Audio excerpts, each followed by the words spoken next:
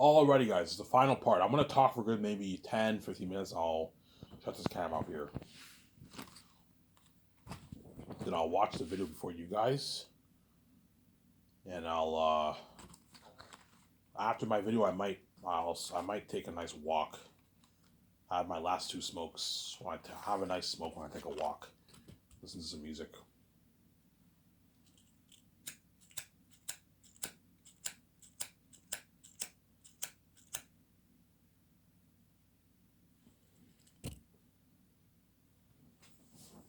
Yeah. Because Peter will be shocked by the amount of money I paid all the actors.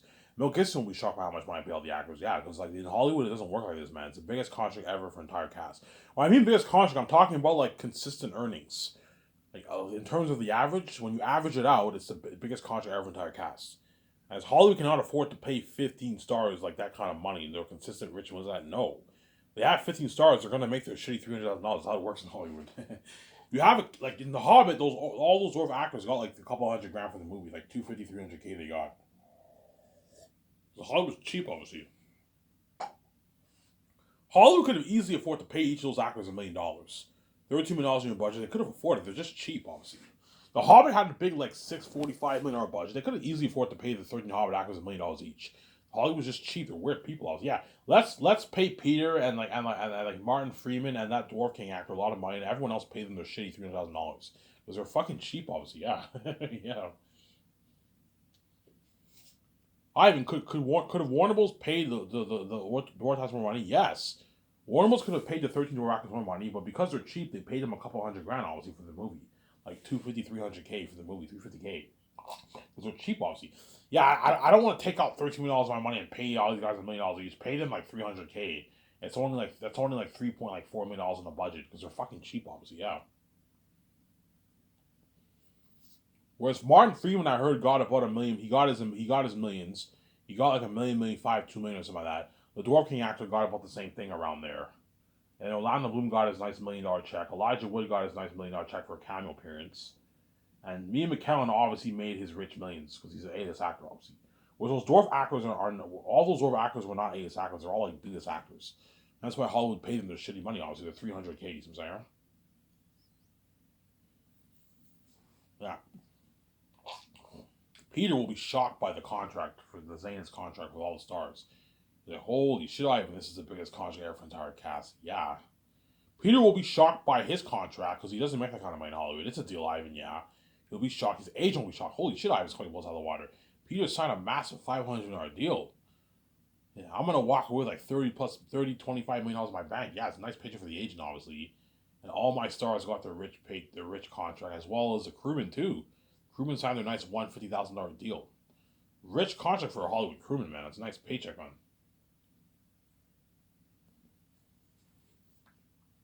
Yeah, it's 80, 90, 100 grand in your bank after taxes. Nice paycheck for crewmen. They can feed their families for a year and a half with that money. People are like, yeah, Ivan, because you paid the crew 150K, they're going to work really hard for me, Ivan. Yeah, I don't have to worry about any of my guys quitting on me. Yeah, you don't have to worry about any of your crewmen quitting on you, Peter. You don't have to worry about any of your lighting guys, your sound people, your special effects people, your cinematographers, your construction workers, your chefs. You know, you don't have to worry about anyone quitting because they're all taken care of. They all got paid nice paychecks from Sarah. I even just pay them like 80, 75K. That's enough. You don't have to pay them 150K. The rest of that money, give it all to me. I'm like, no, Peter, I'm not gonna let you suck all the money dry for yourself, man. It's not fair. Like, Peter, you made your hundreds of millions of dollars working in Hollywood. These crewmen barely make ends meet, making their shitty $30,000 in Hollywood. It's not fair, man. They deserve a nice $20,000 paycheck, Peter. It's not fair that me and VJ are gonna make our moolah. You're gonna make your moolah. The actors are gonna make their moolah, and what? The 17 are gonna make their moolah, and the crewmen get their $30,000 paycheck. No, man. Pay them nice $150K. They're well taken care of, and they work hard for you. You get a better movie. You know, if you don't want Lowers appearing out of nowhere like you did for Two Towers, you need to pay the crewmen a lot of money. That way they work harder for you, Peter. See what I'm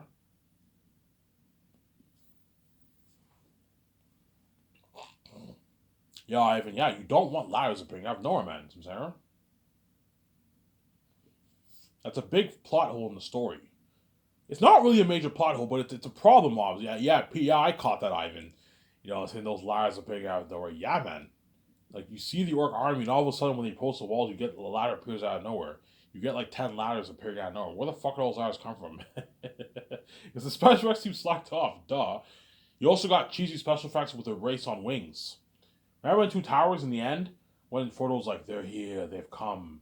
Remember that?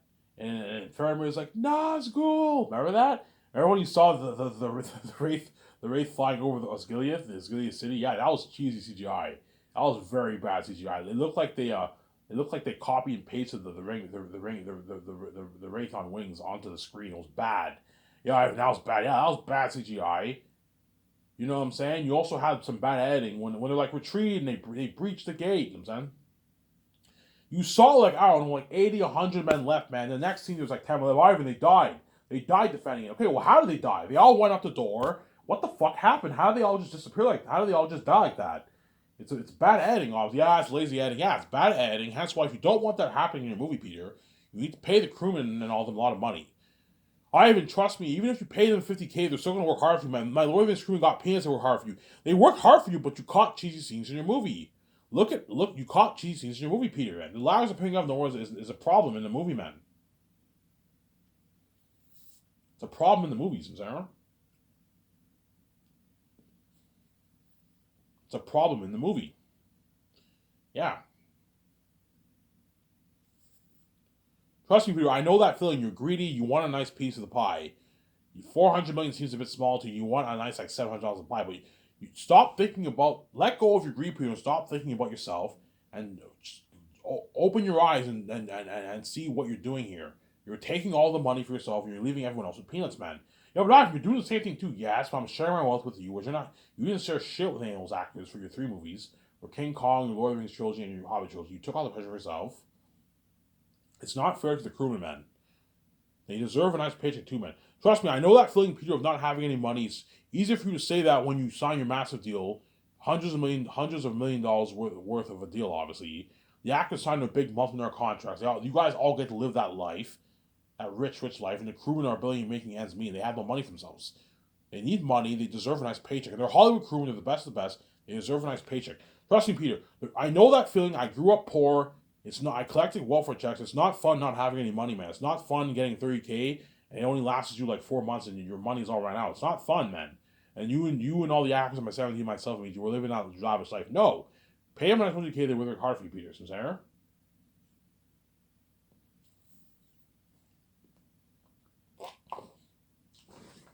Yeah, I mean, you're right. If you pay them 50K, I don't have to worry. Yeah, you don't have to worry about any other guys quitting on you.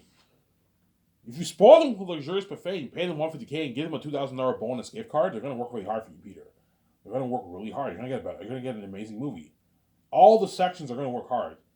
All the art departments, the sound departments, the special effects team, the construction workers, the chefs, the costume designers, the people who are creating the mask, obviously the makeup effects people. You know what I'm saying? They're all going to work really hard. The script supervisors. They're all going to work really hard because I'm paying them a nice $40,000 salary. You know what I'm saying? The first unit director team, second unit director team, if you pay those guys 150K, they're going to work. In Hollywood, they make like 50K, those guys. The first unit director team and second unit team, those guys make like 50, 60K probably around there in Hollywood. You pay them 150K, they're going to work hard for you, Peter. They're going to help you a lot with your directing. Your first unit director team and your second director team are going to help you a lot with your. You can go on a tour with your director, whoever I hire as assistant director. You know what I'm saying? Yeah, that's why I'm going to get an amazing movie, obviously. Sarah?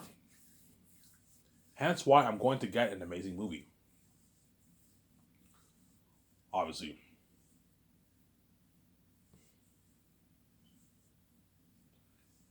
Yeah, that's why Zanes will have crazy worldwide buzz. Like you've never experienced before, man. Something crazy, man. Really, Ivan Yaman. Something crazy like you've never seen before. So Aratat, you have that amazing, beautiful world building, like that picture I showed you. The veil, the mystic veil, the sunset, the trees, the mountains, the rocks. And once you pass that mist, you're in a different atmosphere. In the Animal Kingdom, you're in the south. You have the cursed wild crows. You have this big valley. That's you know what I'm saying? You have Barak. That's where all demonic wolves live. Demons, 3 times scarier than the Orcon rings, Lord of the Rings, and Pennywise the Clown. You have tens of miles west of the mountains. You know what I'm saying? Where Ephesus lives. And all the demonic bats live in the mountains like Moria. Yeah, they're an amazing story. Yeah, man. They're an amazing story. Yeah, so Aratat is the king of the south, but the moment you pass the mountain regions, he's not the king of that region. You're now in Ephesus territory, and he's the king bat of the mountains and the city. He's a king bat of the Gilead city, and he's a king bat of the Gilead mountains. That's Ephesus territory, the territory of the territory of the bats. That's their territory, Ephesus territory. Look at an amazing story. Remember that green mossy picture I showed? Yeah, a mountain like that. You have a waterfall, and you have this path that leads to this ancient glacier like Moria, and Ephesus is the king bat of the mountains. Look at an amazing story. Yeah, and Aratat is the king of the south. He's the king of Barak. He's also the king of he's the king of Barak, and he's the king of the south. The Southerns all know he's the king of the south. They call him the Devil Wolf King. But Aratat does not touch the lands until Takti's generation. Remember that. So for hundreds of years, the Southerns Aratat and all them did not touch the lands. They did not mark the lands. Why? What's landmarking? You'll see. I mean, read the book. I won't spoil so for you. You know how in Lord of the Rings, the Shire is in Middle Earth, but the hobbits are cut off from the outside world, like all those orcs. Like Frodo and them don't even really know about the orcs and all of them that live in Moria and all that stuff until they go to Rivendell and all that stuff. See what I'm saying? And then once they find out Frodo has a ring, that's when the ring waits journey to the Shire. Something similar to that for Zanus. That way you're not confused and you don't have plot holes or contradictions. See what I'm saying? Remember that for hundreds of years the wolves did not touch the lands, the southern lands. Cyrus and Cyrus did not touch those lands until Tactius is born. Why? Because Tactius' generation is a lucky generation. Tactius is I don't want to spoil so for you. Tactius' generation is a lucky generation. That's all I'm going to say. When you read it carefully, you'll see what I mean. Tactius' generation is a lucky generation. And that's when Aratat decides to mark the south, obviously. And the wolves hate the humans with a passion. Obviously. The bats hate the humans too. But they hate Tactius the most, because Tactius is the prince of the north. So even though Aratat and Ephesus are kings, obviously, they envy Tactius, because Tactius is the heir to the northern throne. He's the heir to the northern Xanian throne. He's a prince of the north. And they envy that. Why do they envy that? I don't want to spoil the story. You see, I mean, when you read the book, I won't spoil the story for you, obviously. And the cursed of answers of the south hate the humans, and they hate Tactius. And the holy answers of the north hate the wolves and bats, and they also hate Aratat for fools, and so on Ephesus. They have a huge hatred for each other. It's bad, Zara. So I'm going to say, that's why we're looking at a massive story that I wrote, yeah. Obviously.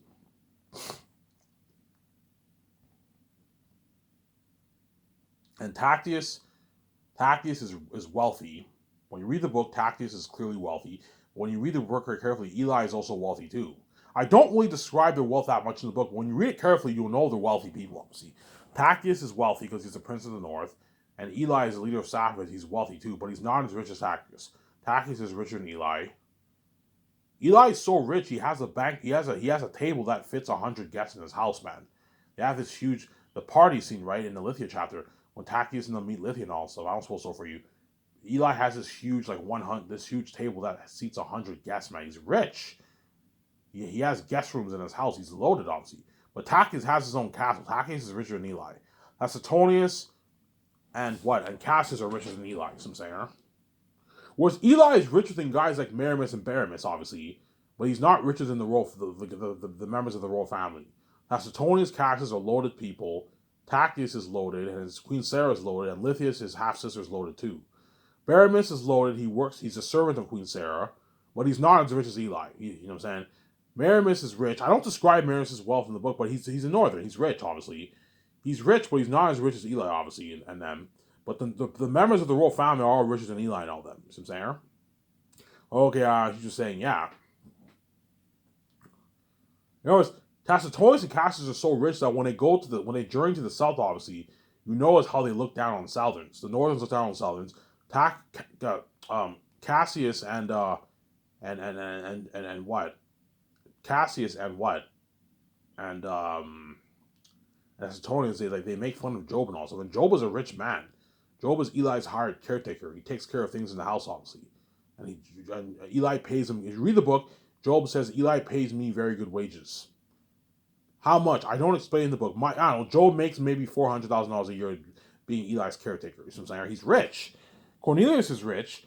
I don't describe Cornelius' wealth in the book, but because Cornelius is Eli's right hand man. He's obviously rich. He lives with Eli in his house. Obviously, he's his right hand man, second in command. He's a captain of the blacksmiths, and Cornelius is rich too. But they're not as rich as Tacitonius, Cassius, and Tactius, and Lythius and Queen Sarah. So you're gonna see Angelina Bassett, the Lythius actor from the Community, whatever her name is. You're gonna see me, John Boyega, and Digimon. So you're gonna see how like we're spoiled rich people because we're all part of the royal family.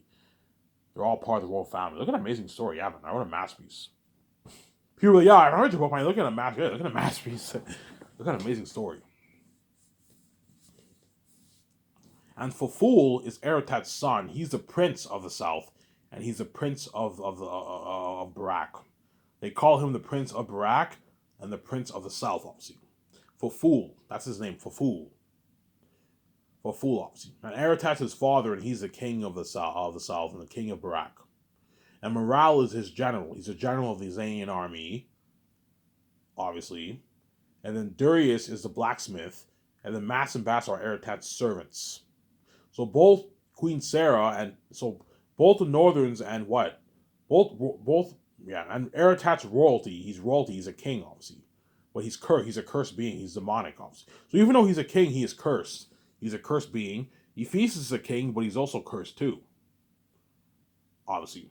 But Ephesus is a very minor character, whereas Eretat is the main villain of the story, not Ephesus. Ephesus is a minor character of the story. Samsara? When you read my book, you'll see what I mean.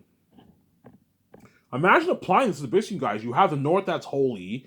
Tachys is the prince of the north. You have the beautiful land of Xanus, which is like Rivendell. You have this great wall that protects the Xanus from the wolves. You have this cursed valley where many, many wars were fought for hundreds of years, and that is the bridge between north and south. You have that mystic veil, like that picture I posted on Twitter, yeah. And once you pass that mystic veil, you're in a different atmosphere. You're in the south, and Eretat's the king of the south. I'm gonna do a thing whenever Cassius and Tacitonius and their 50 men look for Tachys, whenever they pass the bloodline, they're now in the south. You get this like creepy music. You get this like drum pounding music, and they're now in the south. And Cassius is like, "Welcome, gentlemen, to the south." And Tacitonius is like, "This is the south. This place is a ruin." Because they're shocked, obviously, because the south is nothing like the north.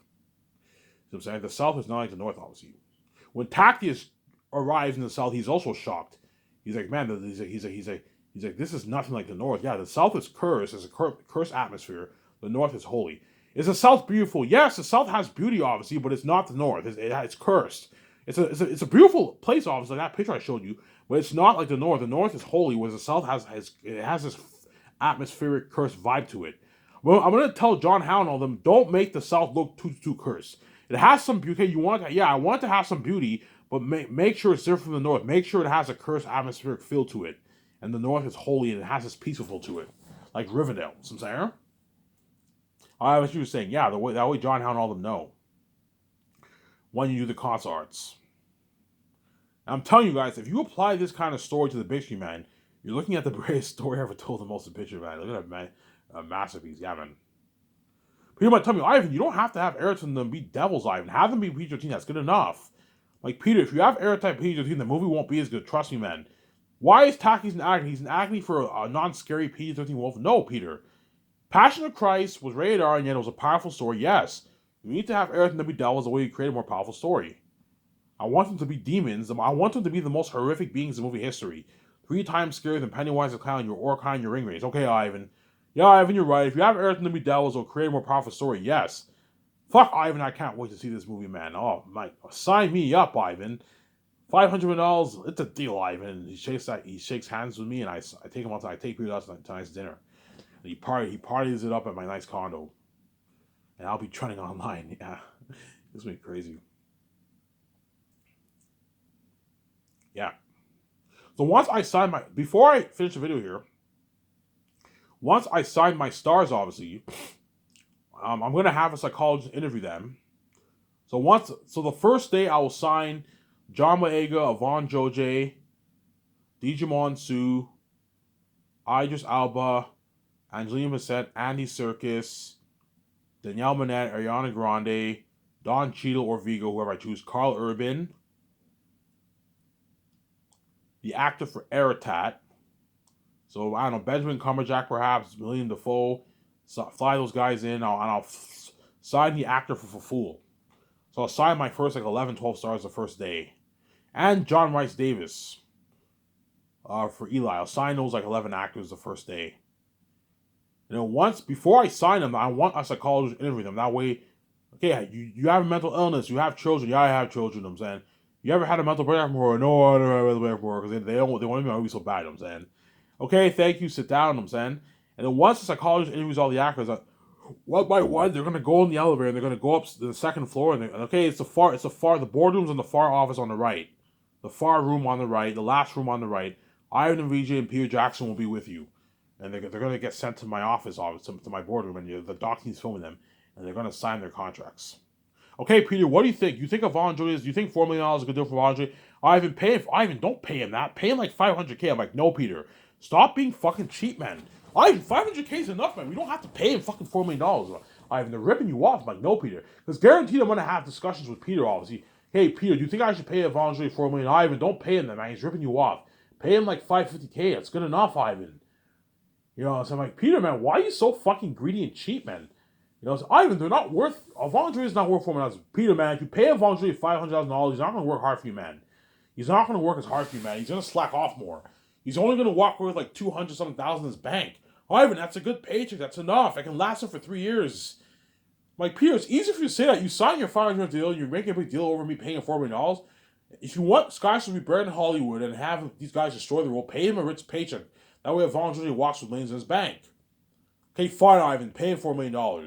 And you send Vaughn Julius in, and we sign him to the $4 million deal, and you give him $5 million of the royalties. And you sign him to a deal for the game, $1.5 million for the game, $250K for the merch, $60,000 commercial money, $2,000 gift card, $300 gas card, and speaking for your earnings if he goes touring with me. That's my deal for Vaughn Julius. He's going to walk away with like $5.56 million in his bank after taxes. A fat check, man. Yeah, you signed like $11.5 million deal of Vaughn Julius. It's a massive contract, obviously. Ivan, you're fucking crazy, man. This is local, man. These actors are not even worth this, Ivan. You guys all shocked them, man. Yeah, and then once I sign all my 11 stars, they're all happy. They have that smile on their face, obviously. The doc can show me this. Guaranteed the actors. My 17 will tell me, okay, Ivan, my 17 will tell me, or I might hire an assistant. Okay, Ivan, the limo driver is waiting for you and all the actors to take you to the Boston Pizza, and taking you to what? To your condo. Okay, guys, before the limo. Okay. Tell the limo driver that I'll be with him in a sec. I want to show the actors the pictures of all the demonic characters in the world too.